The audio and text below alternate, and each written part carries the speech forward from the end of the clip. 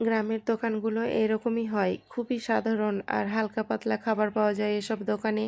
আমি বাচ্চাদের জন্য খাবার নিতে এসেছি, পাউরুটিটা নিয়ে নিলাম, সাথে অনেকগুলো বিস্কুট, চানাচুর সব নিয়ে যাচ্ছি বাচ্চাদের কাছে, কারণ বাচ্চারা অপেক্ষা করে বসে আছে আমার জন্য।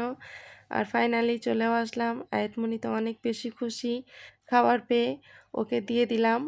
আর এটা ছিল ক্রিম পাউরুটি, আমার সাথে সাথে বাচ্চারা অনেক বেশি মজা করে খায়, এটা অনেক বেশি মজা। আইফোনই দিতে চাইছিল না, তবুও আমরা ওর কাছ থেকে জেদ করে কেড়ে কুড়ে নিয়ে ভাগ করে খাচ্ছি। আর এইখানকার পরিবেশটা অনেক সুন্দর, গাছপালাগুলো যেমন সুন্দর তেমন প্রকৃতির মাঝে বসে থাকতে বেশ রিল্যাক্স ফিল হয়।